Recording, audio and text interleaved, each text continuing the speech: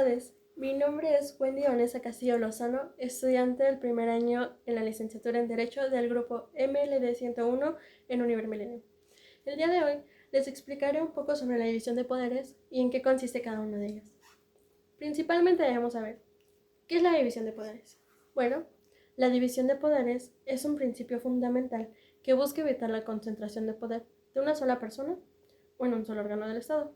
En nuestro país, la Constitución Nacional y las constituciones estatales establecen que el poder público se divide en tres poderes: poder legislativo, poder ejecutivo y poder judicial.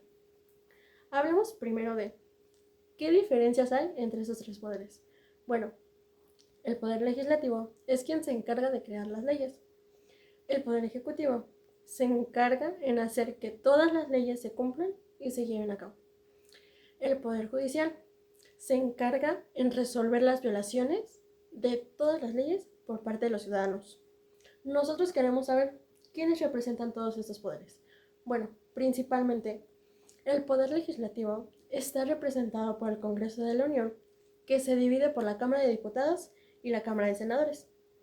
El poder ejecutivo, él se encabeza por el presidente constitucional de los Estados Unidos mexicanos.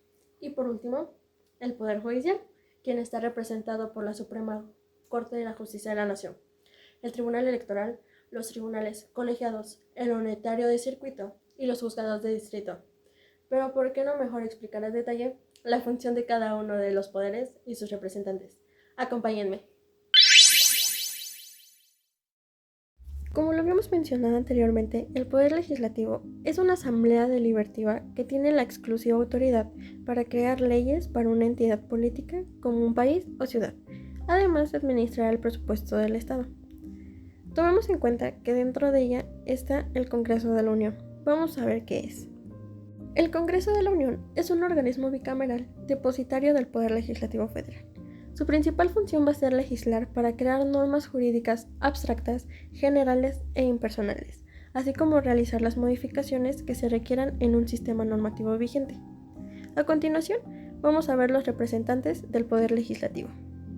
Comencemos con la Cámara de Diputados. La Cámara de Diputados es un factor fundamental para la consolidación del Estado de Derecho y la armonía del sistema jurídico mexicano.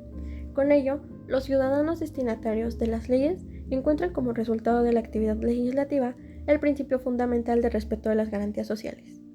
La Cámara de Senadores. Esta está compuesta por 128 senadores y senadoras, que se renuevan cada 6 años.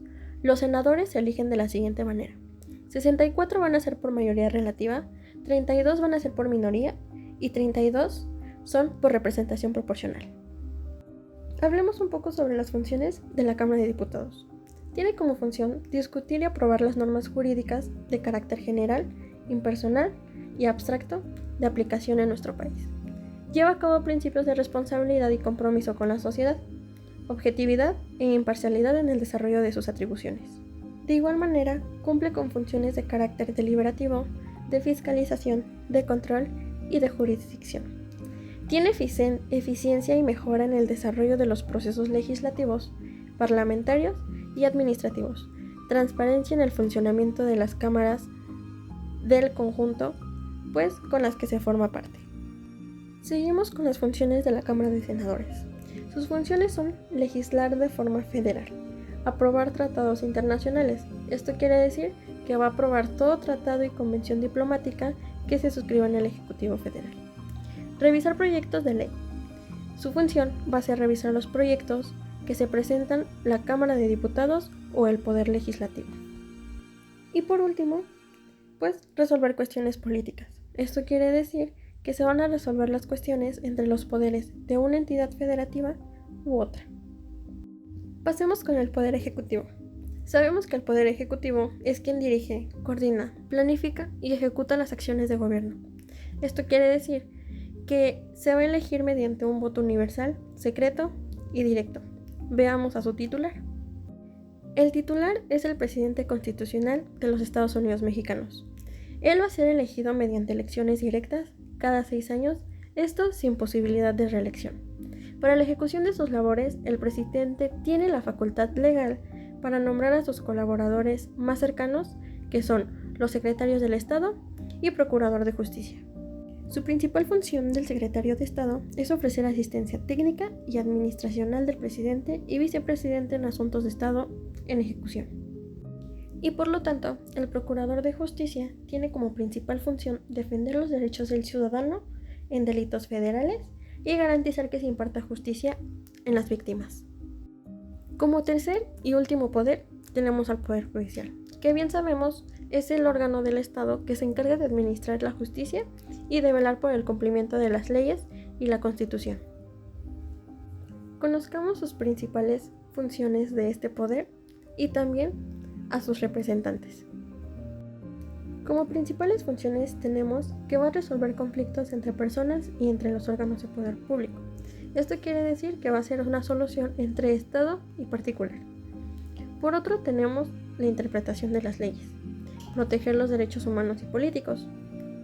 Y por último, tiene como función intervenir cuando una autoridad se encuentre vulnerable ante los derechos humanos. Bien, ahora hablemos de sus representantes. Como primer representante tenemos a la Suprema Corte de Justicia de la Nación, quien es el Tribunal Constitucional de México y encabeza el Poder Judicial de la Federación. Su principal función de esta Suprema Corte es vigilar que las leyes y actos de autoridad se peguen a la Constitución y no se vulneren en los derechos humanos de las personas. Como segundo representante tenemos el Tribunal Electoral.